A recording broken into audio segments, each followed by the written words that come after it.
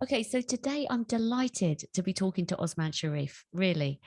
Osman specializes in quickly transforming the performance and results of business owners and their teams through applying a mixture of his NLP master coaching skills, psychology, and helping people find their entrepreneurial superpower using personality profiling tools, wealth dynamics, and talent dynamics. He works with entrepreneurs and their teams to bring a more entrepreneurial spirit and focus to the way their companies work. Osmaan, welcome. It's great to have you here. Oh, Jenny, it's an absolute pleasure to be here with you, and I'm excited to have an interesting conversation, I'm sure. Just a quick bit of background. I've known Osmaan for a number of years, and I've actually been working with him personally.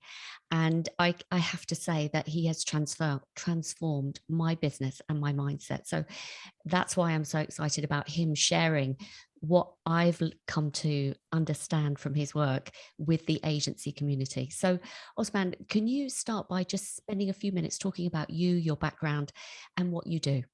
Absolutely. Well, it's been amazing, honestly, seeing the journey as well, Jenny. And I'm sure what we'll talk about today will give you a bit of an idea in terms of how you've been using your superpower to grow your business as well. So for me, Osmaan, I am based up in sunny Glasgow. I've got 3 young boys and a beautiful wife that keeps me busy. And a little bit of a background. I've always been about people. I love helping people get the best out of people.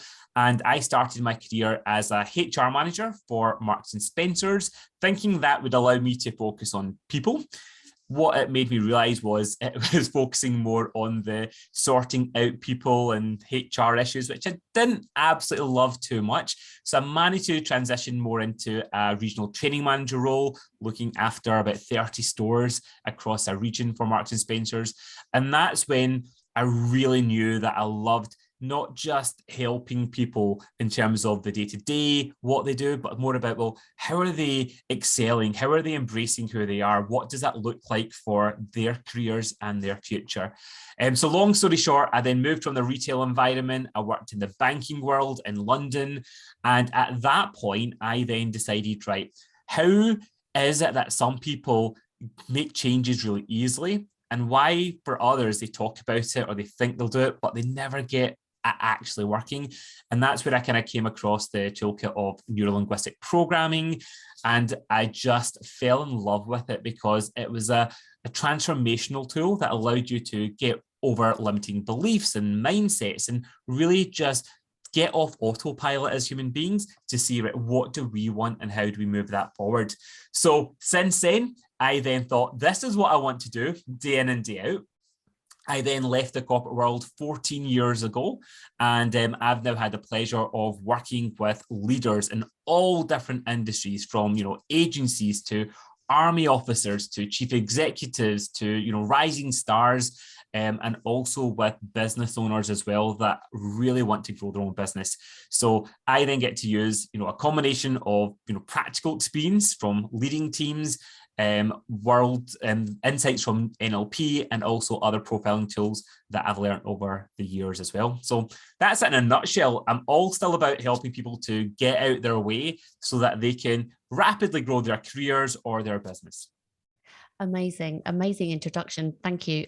I I also want to say, Osmaan, that you are probably you are the most positive person I've ever met in my life, consistently positive, and not in a cheesy kind of way. It's just, it emanates from you. The passion shines through, and everything you've described, it comes back to your love of working with people and helping people. So I just want to say that you really do kind of walk the walk when it comes to NLP for sure. So we've mentioned wealth dynamics and talent dynamics. Would you mind spending a few minutes kind of talking about what that is? Yeah, absolutely. So wealth dynamics and talent dynamics, effectively, they are a profiling tool, a toolkit that allows individuals and teams to basically identify really quickly what I call your superpower. So you get to see, well, what is the thing that you do that allows you to get the best results, that allows you to get the best enjoyment in what you do, and truly embrace your talents. So Wealth Dynamics is very much geared towards entrepreneurs and business owners. And Talent Dynamics is like the sister or brother profile of it. And that's more geared towards if you're part of a team or and kind of more of a corporate or a traditional kind of organization as well. So the profiles are exactly the same. It's just the reports and the translation are just slightly different from different contexts. So I use Wealth Dynamics day in and day out. I actually never work with any clients unless they've done their profile, because it makes life so much easier for me to help them, but also it's such a rich profile that allows you to then go, okay, how do you weave that into your goals? How do you weave that into even your mindset? And then the strategies, like, what's the best game for you to play, the best strategies for you to follow, and from a habit perspective. So it's a profiling tool that was created by Roger Hamilton. I then trained to, I did it first of all. One of my peers and friends said, what is your profile? And I'm always curious and learning. I was a HR manager before, as I said, so I've done so many different profiles over the years. They've all been good to give me some insight. But when I did the Wealth Dynamics and the Talent Dynamics, for me, it just like the penny dropped. Personally, it made me realize in the first few years of my business, I was trying to grow my business in the way that other people in the industry were doing it, because I thought that's just what you do. But every time I would follow some of those strategies, it felt like I was just trying to shove my feet into, the wrong pair of shoes. And I would never quite get the results that other people were getting. So then I would beat myself up slightly going, what am I not doing right? Am I going to make it work?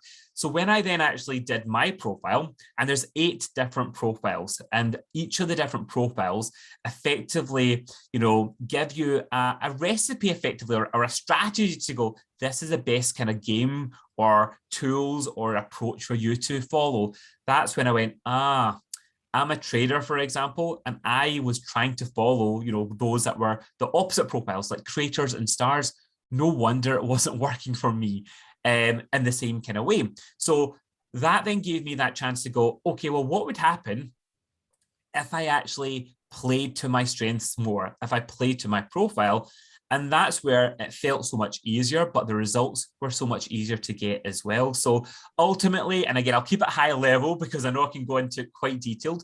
There's 8 different profiles. You've got the creator, you've got the star, you've got a supporter, you've got a deal maker, you've got a trader, you've got an accumulator, you've got a lord, and you've got a mechanic. So they might all sound a bit jargony at the moment, but essentially, when you understand out of those 8 profiles, what's the one that resonates most with you, it then allows you to go, right, okay, how are you using that in your day-to-day job or your business to get the best results? And then when there's things that you go, right, I might have to do that, or is there somebody else that might be better to do that? You get to embrace your own superpowers and other people's superpowers as well. I have to say, it's the most powerful profiling tool I've ever come across. And obviously, I've been working with you for a number of years. I've met other people working with you too. And just understanding the profile has helped me beyond anything I think I would have done. And exactly as you described, sometimes you're going along a certain route and you think, why is this not working for me? Yeah. Or why do I feel so out of sorts? So can you give me, like, just going back to that very point, can you give me an example of you being a trader and you initially thinking, maybe I need to build my business like a star would or a creator would? What was that actual event that made you realize that this feels not right?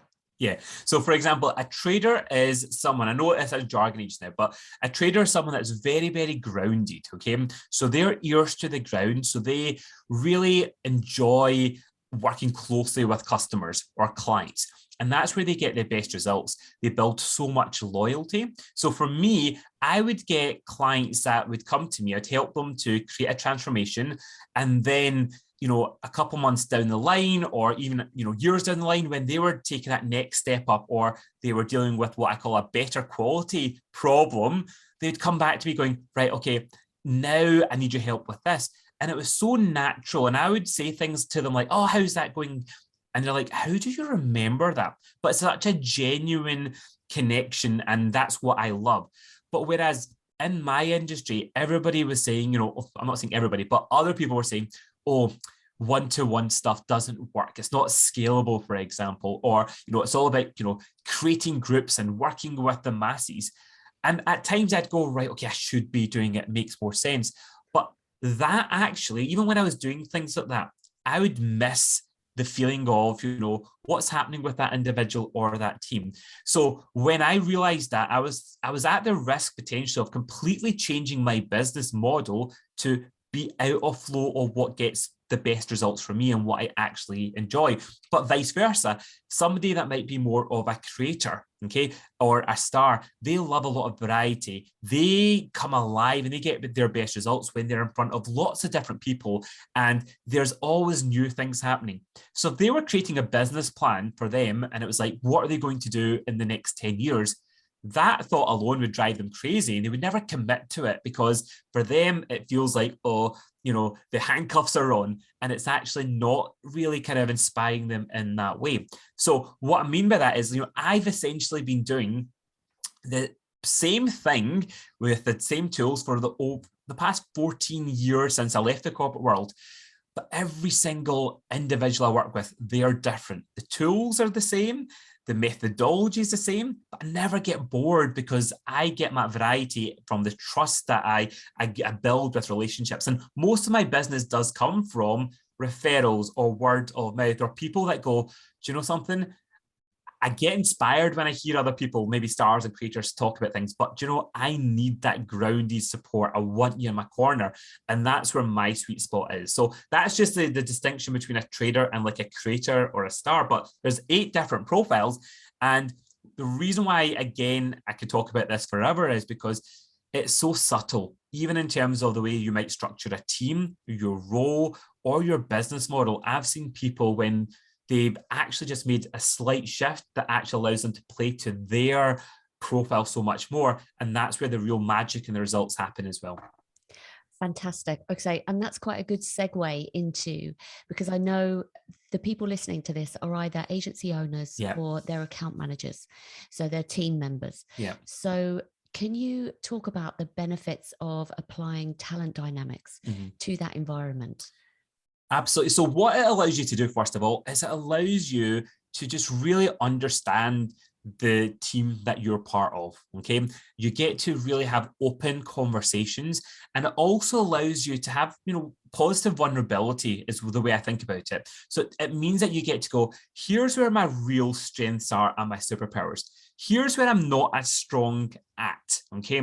But it means that actually you then get to go, well, in the project that we're working on or in the business, where can I use most of my talents and my strengths? But also, what might be your kryptonite, for example, might be somebody else's superpower. And that's where you get to have real, great, meaningful conversations to go, right, if we're truly part of a team, let's even take job titles away for a moment.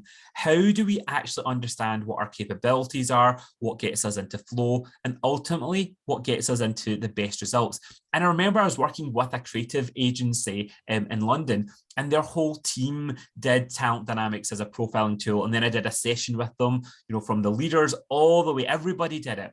And one of the biggest insights that they got was that they were quite surprised and they often overgeneralized. So for example, the creative designers, they always just thought they're all creators. Do you know what I mean? They're always filled with great ideas. But when we actually profiled the individuals and looked at it from a team by team perspective, even with the creators, we had those that were creators, we had those that were traders, we had those that were mechanics, we had those that were supporters. And what they then actually really understood was that even with different clients, for example, you could bring a different creator in depending on what stage of the project that they might be in. And for example, some people love that blank canvas, right? But others, when, that are more traders, they like to kind of really understand. They've got the ear to the ground, for example. They can be so insightful, for example. And when they work more collaboratively together, that's where the real magic happens. Whereas a mechanic, they're best, for example, if they've got a few drafts of something, then they can go, how do we improve it? And that's where they really excel. But if they were given a blank sheet of paper, that's where they can sometimes struggle. So does that make sense, Jenny? They all had similar job titles, right? But actually when they realized that's the kind of project I really kind of find harder, or that client, that's why I loved working with that client. And they were able to make a lot more, positive uses of their team to really go, right, what client do we have? What's the brief? Who's the right people? And it wasn't always a case of going, right, you completely take over working with that client. That might be, what input could we get from different people that really got them to work so much better together? I think that's fantastic. I think it's, first of all, fundamental to understanding how to get the best out of a team, to understand everybody's strengths. And obviously their strengths, depending on what profiling exercise you do, sort of determines how effective they're going to be. And I mean, to that point, because there might be people listening thinking, oh, I've done DISC, or I've done Myers-Briggs, or how does this differ? And what would you say would be the benefits of doing talent dynamics versus doing something like DISC? Yeah. So for me, as I say, I've used so many profiles over the years, okay? And they've always been quite insightful. So like, I'm not saying, I've done Myers-Briggs, I've done DISC, I've done Insights, I did them all in my corporate world. But often what would happen is afterwards you'd be like, okay, now what? What's my 4 letters, for example? What color am I? So they can be useful. And so I've got nothing bad to say about any of the profiles. It's the application of it. Okay, so what I love about talent dynamics is it really, first of all, allows you to go, okay, what are the best things or activities for you to do? Even, for example, when you're leading a team. So if you are leading a team, how would a trader as a leader, how would their behaviors be different, or their approach be different compared to a supporter, for example, right? So it's so much more practical in the sense of what do we do? What game do we play? And also for me, it gives real life examples from, the people that we might know out there in the world. So let me give one tangible example. I know so many people, they love listening. They're listening to podcasts. They read lots of books. But for me, if I was reading, and I have, Richard Branson's book, who's a creator, right? And I'd go, that's what Richard Branson would say, or what he would do. That's great for him and other people that are very similar to his profile. But for me, it just wouldn't work. So there's lots of real life examples that you can go, okay, what would an Oprah, for example, just using famous names here, or Warren Buffett or a Mark Zuckerberg, they're all different talents. They're all successful in what they do. And I love the fact that it gives people permission, both leaders and, individual contributors and teams, to go, okay, who are the people that, if I know what my profiles are, that I can start to find other people that are like me, from a superpower perspective. And then I can go, right, well, I'm more of a kind of a style of an Alan Sugar, for example, right, as a trader. And you get to go, well, how do I learn a little bit, or, expand my awareness or thinking around it? So it's practical. It is really easy and that's why I always recommend, if you're doing this, when you do it with a team, it then allows you to have the open conversation to go, what mix do we have in our team? And then you hear them talk a bit more, okay, let me bring my supporter superpower into this meeting, okay? Or, we need a bit of mechanical kind of thinking in here, right? Who's our mechanics? Perfect, right? Let's get them involved. So it's something that is really much more, I just want to say practical is the word. I mean, it's like, so it's not like what's color and how to do it. It's like it's really easy to kind of keep it and ingrain and build upon it from my experience. I'm going to give you a really small example that's just come to my mind, because I, as I say, I've seen this work in action so many times. It's so bloody powerful. In my corporate life, when I was working for one of the big networks, agencies, groups, I was working with my friend Steve, who we both know. Yeah. He's a mechanic and I'm a star profile. And I was somehow given the job of being in a meeting room and having to map out this huge chart of all of the different areas of focus that we were going to have on this project, when things were likely to come. And it was mapping it out and analyzing it and creating kind of a roadmap. Yeah. Now, as a star, I wasn't in my flow. Yeah. It was too much analyzing. And I literally was at my wit's end. Yeah. Thankfully, my good friend Steve happened to walk past the office at that moment. He looked in, he said, "How's it going?" I said, and I looked at him, I must have looked distressed, because he said, what are you doing? And I said, "I've just got this huge chart on the wall." And I, had all these pens and post-it notes and things like this. He came in and he took over. Yeah. And he was in his element. Yeah. Because it had already been put there, but it was just perfecting it and making things work. He kind of came alive. And it was at that moment that I realized that, knowing that, like, maybe I could have done things differently and actually gone and asked Steve to help me rather than him discovering me in distress. So I love everything about talent dynamics and wealth dynamics, and I've seen it in action. It's in action all the time when I'm making a decision about what I'm going to work on. So I'm going back to a team member thinking, listening to this, or an agency owner listening to this and thinking, right, this could be an interesting exercise for us to do. And just to clarify, what you're saying is it's not about the role. So for example, any one of those 8 profiles could be an account manager. Absolutely.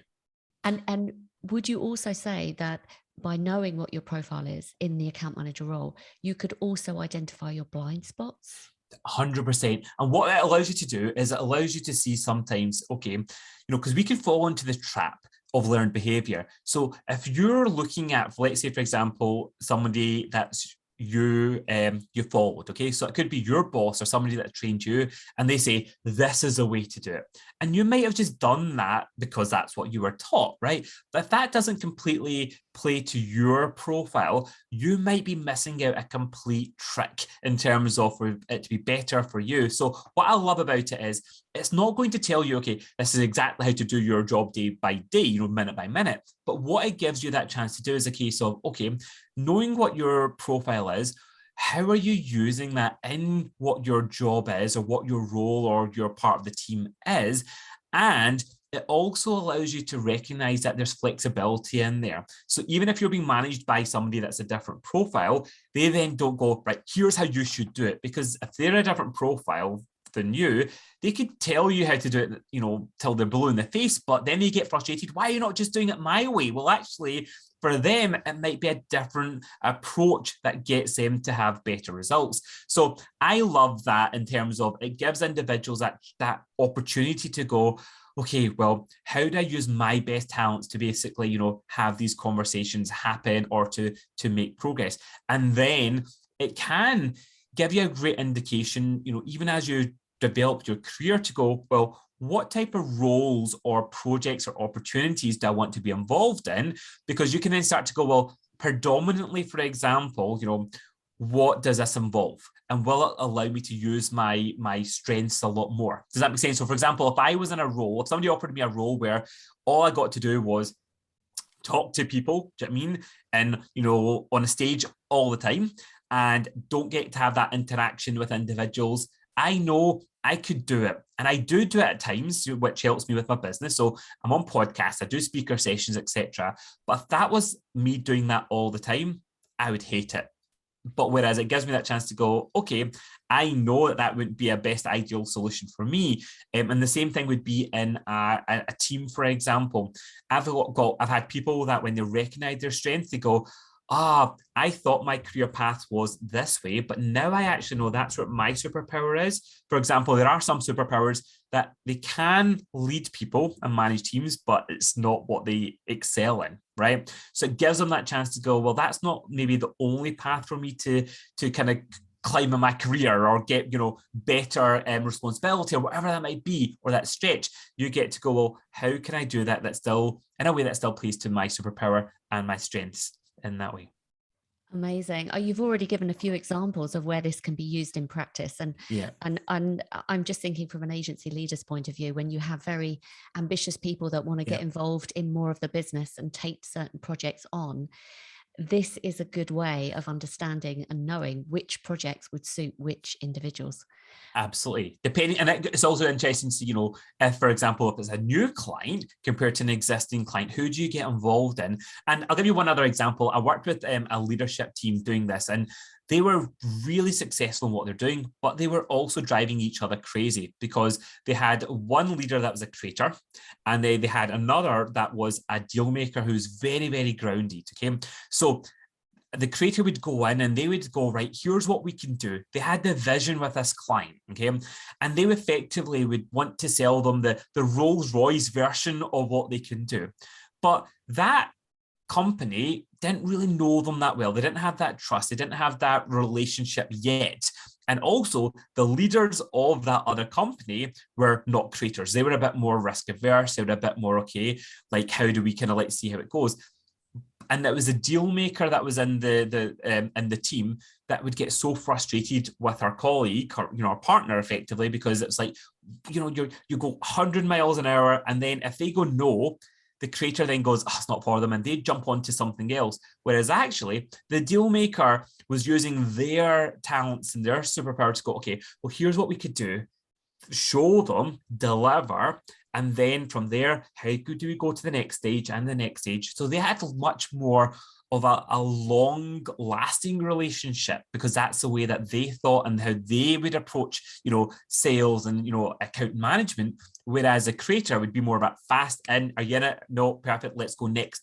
So when we actually recognize that, it allowed them to recognize, okay, well, the creator was great with the vision, and they had a lot to add to it. But when it came to certain meetings or certain approaches, how do we lean into more of what's a long-term game that we're playing here, and vice versa? So again, just knowing that stopped them wanting to strangle each other, which is a positive when working with a team. But it massively then helped them to recognize, how does that fit into even our strategy when it comes to client attraction and retention in that way? And it's been a massive change for how they continue to work together as well. Absolutely fabulous. You mentioned before the 8 names of each profile. I think people listening to this might be thinking, oh, I'm really curious now. What am I? And I'm just wondering, I know I don't want to take too long, but I think it would be valuable to just have like a short explanation of each profile, because I think someone listening might identify with one or the other. Would you be able to do that? Because I know that. Yeah. Absolutely. One thing I'd say, so it's great if you might identify in terms of, okay, I think I might be like that. What I love about when you actually do the profile, you get an individual personalized report and a chart. So you get to go, okay, what is your, like how dominant potentially is your superpower? Because you have what I call a primary profile, but we also have kind of our secondary profile. So I'm not wanting to get too complicated about it. So all I want to say is, it's great if you kind of go, okay, what does that play? Or what might resonate with me? One thing I would say though is, it's not an excuse for inexcusable behavior, right? So I always say this because there's times you might go, oh, I'm a star, I don't do the detail, for example, or I'm not good with the numbers. Well, as a business owner or as a leader, you might go, well, actually, I can't turn around to the accountant or the tax man to go, sorry, I don't do that. But it gives you that chance to go, well, there may be certain things in your business that you still have to do, but you know why it might feel like not your most favorite task, or what's the best strategies to make it still happen, or who can help you with that. So that's my one caveat that I want to kind of just say to everybody, at different points in your business, you may still have to play on the different profiles, but when you know what your square is in your individual chart, you'll get to see, that's where I really will struggle, or that's where I might go, don't enjoy it as much, but I'm having to lean into maybe a different profile. So the big picture here is, I want you to imagine a square, okay? And there's 3 profiles that are at the kind of the top of the square. And those profiles are what we call, they have a lot of dynamo energy. So they have a lot of kind of creativity. They're kind of very much more the heads in the sky. They see the possibilities. They're very much more kind of innovative. You've got the creators, who actually are kind of typically can have a balance of being introverted or extroverted, but they are amazing at initiating things. They are the pioneers. They're the ones that, they can go, here's what I can see happen. Give them a blank paper and they would totally excel. They love variety. They are not great at executing. or you want to do something to kind of go, right, we've launched that, let's now do that again and again, because they'll get bored. They're the type of people that you might have a really successful campaign and you can go, we can use all that work now for other things. And they'll go, nah, let me try something else, just because they'd get bored, right? But creators are great with vision, but they're not always the best at communicating that vision. And that's where the star profile really can come into fruition. Stars are great at really translating, an idea or a vision, but in a way that really engages with individuals. And they tend to do that in quite with a group. It doesn't always have to be thousands of people. It could be, a small team, but they're very visionary. They inspire really, really well. So, for example, an Oprah is a star profile. Barack Obama is a star profile, for example. So they're very good at leading movements. They're very good at being a spokesperson in what they're doing. And they translate the creativity and what's customers wanting or saying, because they have a lot of what we call blaze energy, very people-focused energy. So these are individuals that you don't want to hide away in your organization, right? Even if they're not, let's say, the most senior person in their organization, they can still bring their star energy in different ways. So if they're doing a presentation or a pitch or a delivery, or it's just, how do we bring their way of thinking into, for example, a project? You then got supporters. Supporters are amazing at leading teams. They're very great at collaboration. They are all about the people. So they are the ones that would love networking, genuinely love networking. They don't see it as a chore, right? They're very good at, nurturing teams and getting the best out of teams. They don't necessarily need to be in the spotlight. They're often very good at, being, sometimes second in command, for example, or, like you've got loads of examples, that come to mind. So, Bill Gates, for example, is a creator in that way, but, Steve Ballmer in Microsoft, he was a supporter behind him. Do you know what I mean? Really building the culture in a team, in an organization. They're the ones that really are great at building communities and connecting with people. I know I'm trying not to go into too much detail here, right? You then have deal makers, and they're the opposite of a star. They're still all about people, but in stars love lots of people. Deal makers they get the best results from close relationships. They're really good at understanding what's happening. They take a lot longer to build relationships and nurture relationships. They're really good at finding collaborations and joint ventures. So you could think about deal makers as being, typical recruitment consultants or estate agents. They're the person that gets to bring different people together, and they see how different value or parties can come together, so that it would be a win-win overall. Does that make sense? So definitely. I'm just thinking of agency owners thinking I need a deal maker to look for acquisitions or to look for partnerships. So fantastic. They would be the best people to be out there, to nurture them, to kind of see what does that look like, to have those conversations. Because if a star was to do that, they wouldn't necessarily be interested, but actually it could be quite a different conversation. So I know, as a kind of high level example, like a movie star would never go and negotiate, for example, their movie deal, would they? They would have an agent that's really good at doing that kind of part there. So again, you get to play different kind of roles that can still help with the overall job as well. So then we've got the traders. Traders are very, very grounded. They are, again, a mix between extrovert and introvert, but they love being in the activity. So these are, and I'm saying this in quotes, but these are people that love working closely with clients over a long period of time. They're the ones that would know more about their clients in a very genuine way. They're the ones that have a good read of what's happening or not happening, for example, and when's the right time to approach a conversation. They're so trusted by individuals, even when it comes to suppliers or customers. They don't need a lot of variety. Okay, because they come alive when it's about kind of going, how do we make a difference in that way? And they love multitasking. So you can give them a number of different clients or opportunities or projects, and they just that's where they get really in their flow. You then have accumulators. Accumulators are one of the most risk-averse profiles, but they are amazing project managers. They're really great at getting things done. They're very, they know what has to happen. They can see what their risks might be. They can see where the opportunities are. If you've got an accumulator in your team, you'd want to listen to them, because they're not someone that will say over and over again, oh, Jenny, you need to watch for this. They might say it once or twice, and then they'll go, I've told them. And then if that thing happens, they'll be the one to go, told you so, right? But they're not going to be the ones that's going to constantly go, come on, Jenny, I've told you about this. But it's interesting again here. I just want to give an example where an accumulator and a creator, they can sometimes not see eye to eye if they don't have that relationship working, because a creator might have a great idea, an accumulator might be like, it's not going to work. And then the creator's like, oh, why are you raining on my parade? Does that make sense? Come up with a better idea. Well, the accumulator's not always the best to come up with a brand new idea, but they're really good at going, here's the challenges, here's the opportunities. How do we move that forward? So let me give you one tangible example.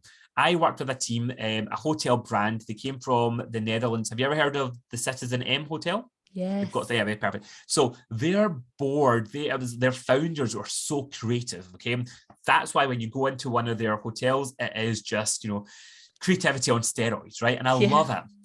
But when they had their first hotel in Glasgow in the UK, it was an accumulator that literally went, right, how do we take the vision? How do we translate it? And she was the one that literally helped to make it happen from an operational perspective and to really work and deliver. So they are just amazing to have as part of a team as well. Is this helping, Jenny, so far? And I stayed at the Citizen M Hotel the other day in Glasgow. Oh, absolutely. So you get to see, for example, and then it's about, then she got involved in different projects, and when they were looking at how do we scale things up, it was always about, right, okay, we've got the vision, but how do we kind of bring the practicalities perspective in there as well?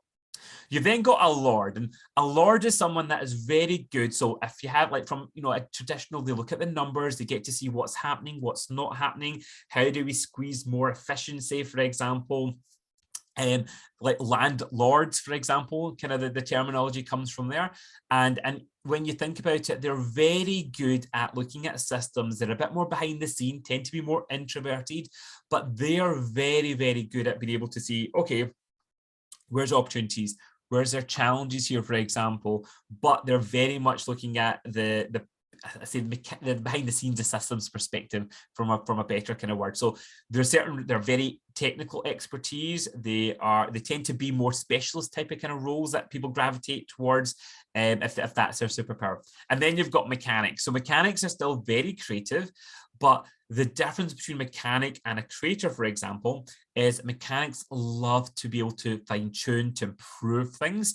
They're really good at being able to spot inefficiencies again, but also being able to see, okay, what's not happening? Where's the block, for example?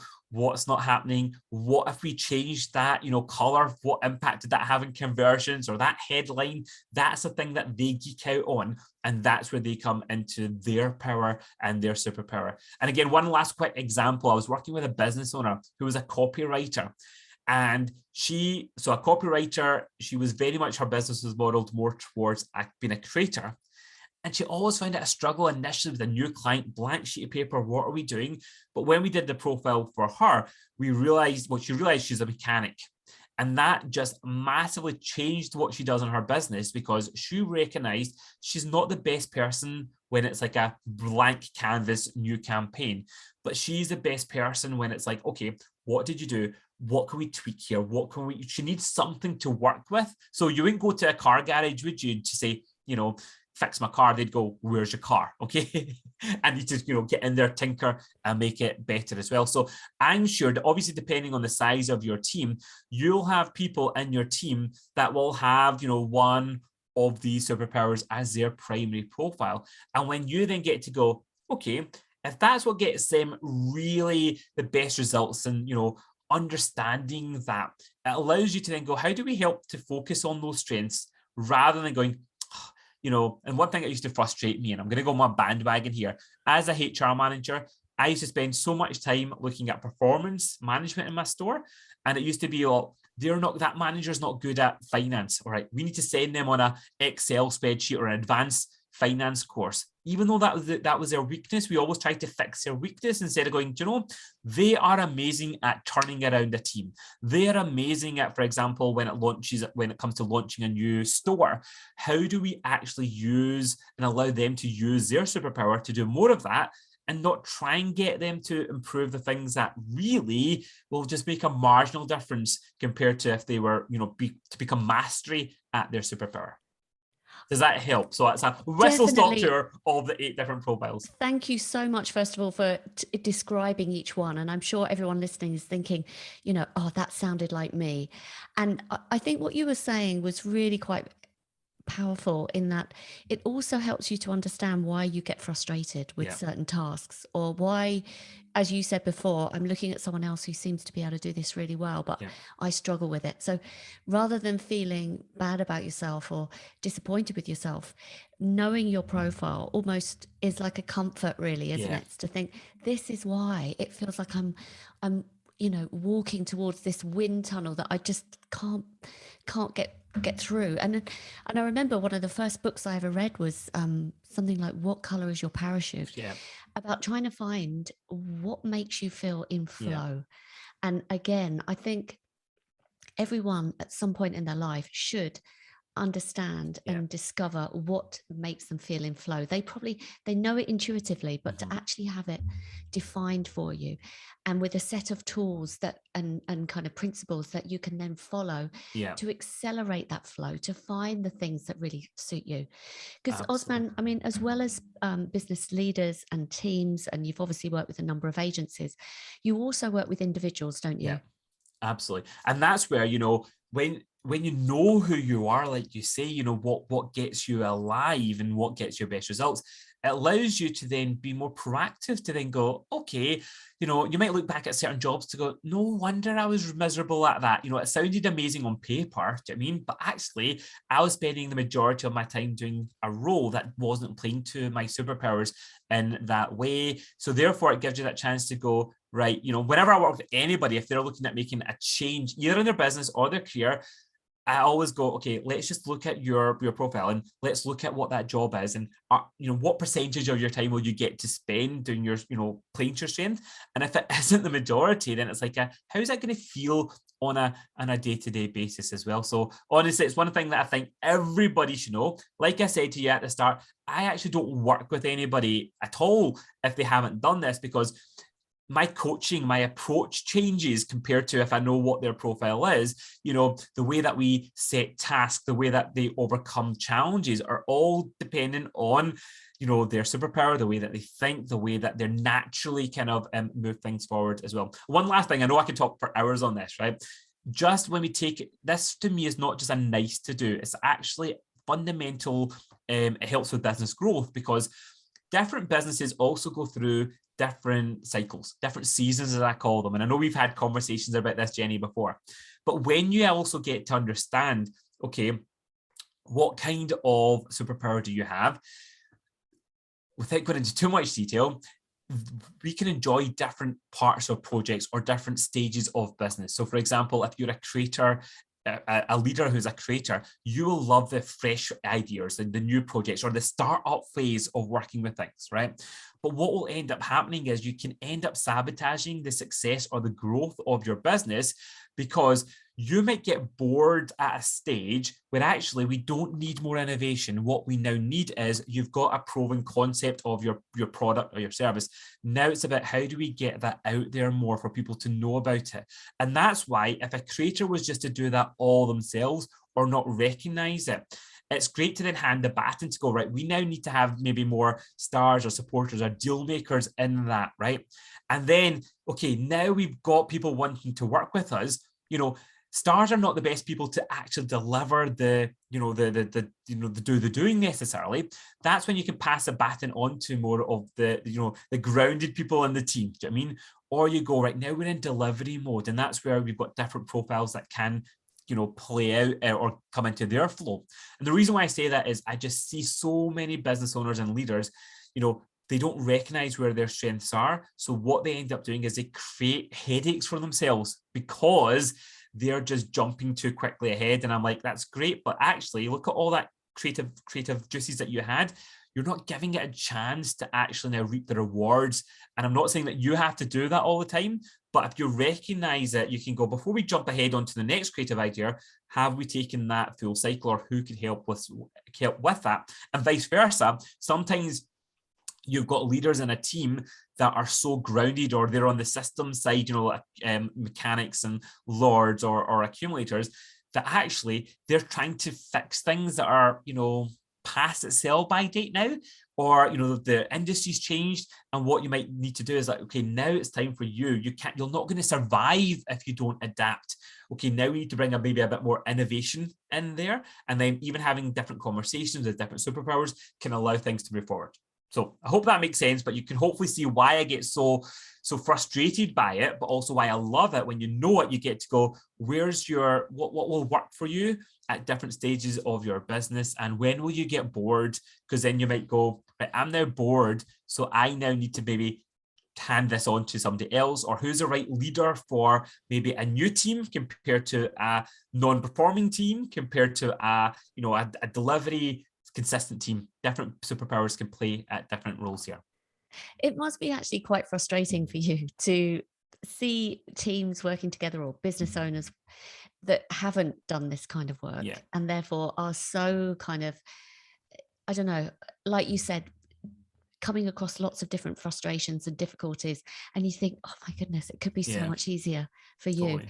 And not to mention, I mean, I don't know if you have any case studies or evidence to show the actual financial impact on a team working in this way, because with everything that you've described, all the little examples you've given, there's a lot of time saving, isn't there? There's an increase in efficiency from your teams. It's getting the right people in the right seats at the right time, because I mean, we know the cost of hiring someone is absolutely huge. And right now, I mean, just this is a bit of industry information. We have the biggest shortage, for example, of account managers. Mm-hmm. There's a recruitment problem where, everyone's hiring. We've got a lot of work, which is fantastic right now. There's an upside to that. But getting the right people in the right seats. So you spend maybe months trying to get the right person, but then how do we know that that person's going to fit?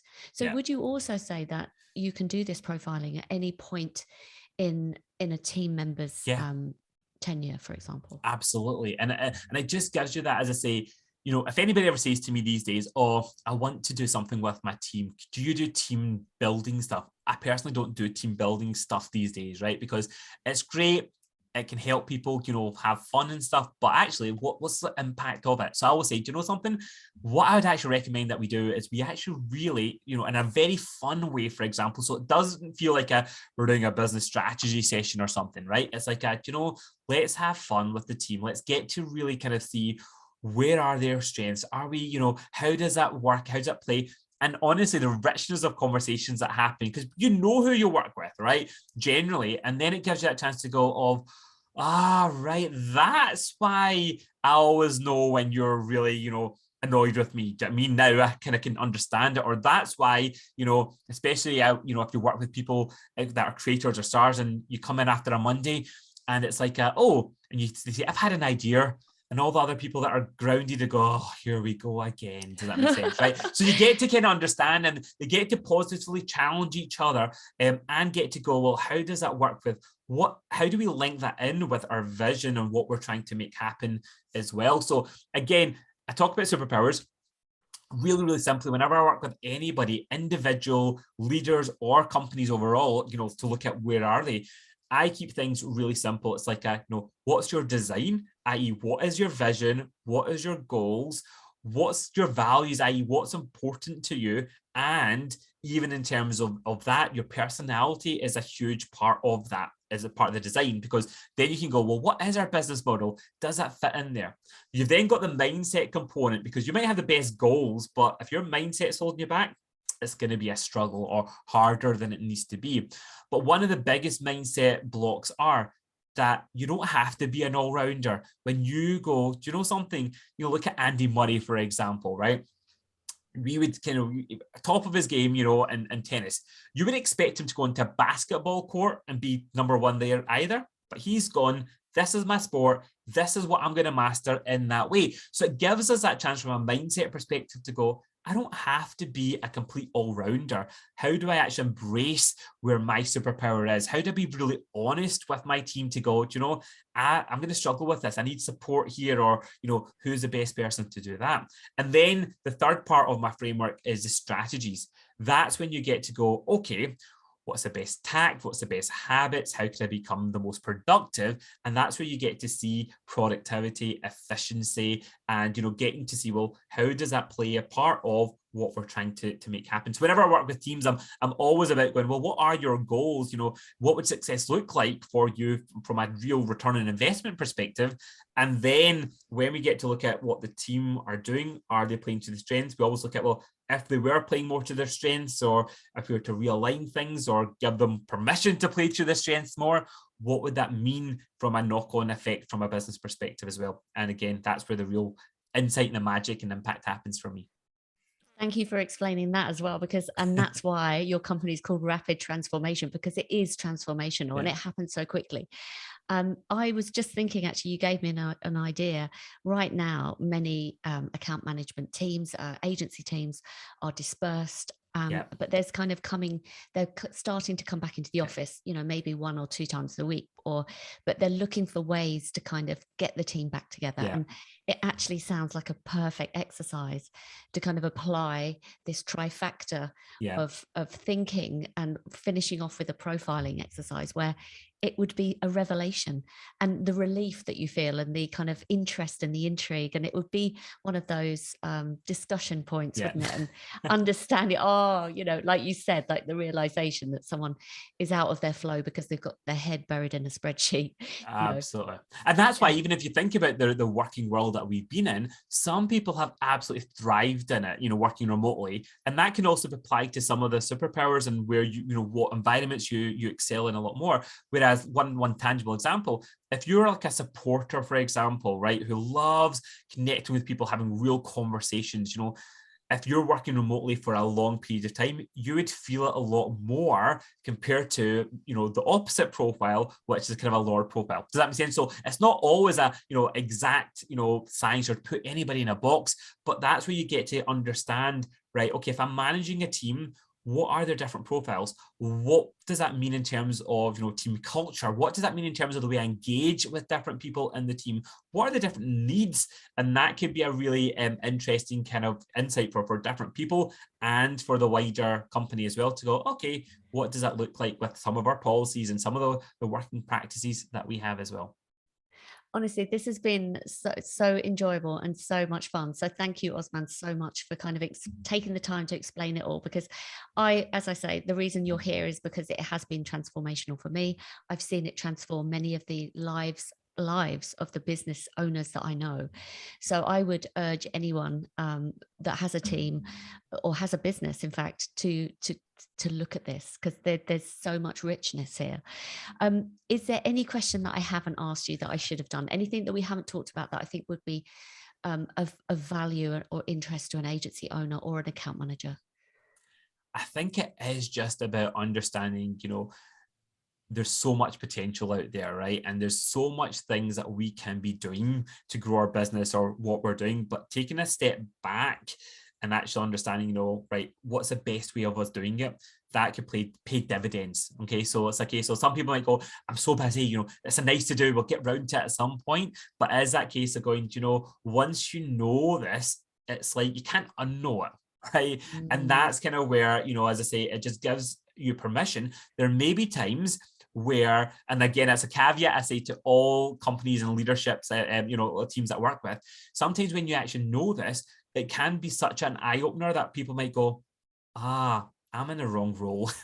But that's a great thing for you to know, because it means that you know, sometimes there's opportunities within your team to go, is there a way that they can apply their superpower in different ways?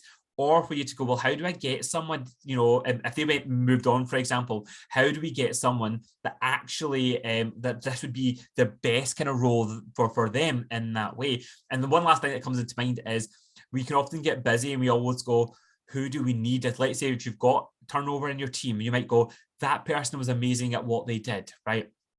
We need another one of them. Or if you're a leader, you often go, I just need somebody to replace me.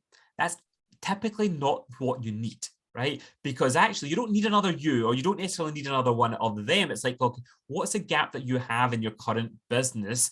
What's the goals that you've got? Who's the right person or the right fit that you need at that point? Does that make sense? So initially you might have needed someone who was great because they came and set up something. They brought the creative, juices to your team. Well, they've now went on, probably because they're a creator and they're bored.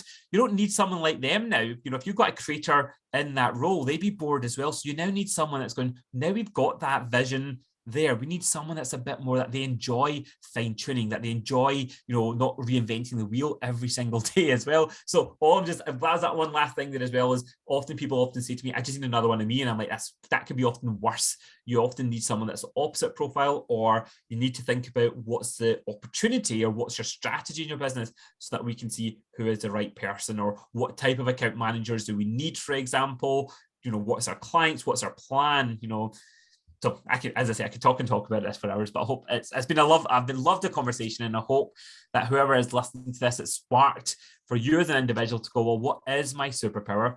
What's my team's superpower? And are we working together even as a kind of a whole team approach to really kind of make magic and results happen in your business?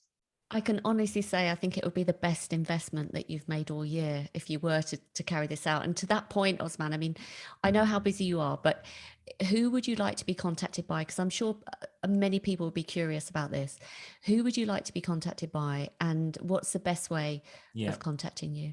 Absolutely. So for me, I love having as much impact as I possibly can. Okay. So if you are a leader of a team or an agency and you're thinking, right, this is something that could be really useful for our organization, then please do reach out. It doesn't matter what size your organization is, we can have a conversation, see, well, what does that look like? For example, sometimes we do it as a whole team. If it's a larger organization, sometimes we do it, area by area or department by department. And the best way to do that is actually over LinkedIn. Connect with me on LinkedIn, drop me a message, let me know you've listened to this podcast, and we can have a conversation and take it from there as well. But also, if you are an individual and you're thinking, what you have said to me really resonates, and I know you might not necessarily be in the best career, or you're not necessarily sure about, you might be stalled in your career, for example, and you think, actually, I want to know my superpower, how do I move that forward? Then please reach out to me, because even doing that profile and having a mini debrief session honestly can often open up your eyes and around what's the potential. So again, connect with me on LinkedIn, and happy to help if I can. Amazing. Thank you so much, Osmaan. I really appreciate it. Thank you for joining me. It's been amazing, very, very valuable. It's an absolute pleasure, and I'd love to see your superpower, since working with you, really kind of play out as well. So thanks for having me here as well, and I look forward to connecting with others as well if you've listened and enjoyed this. Brilliant. Thank you.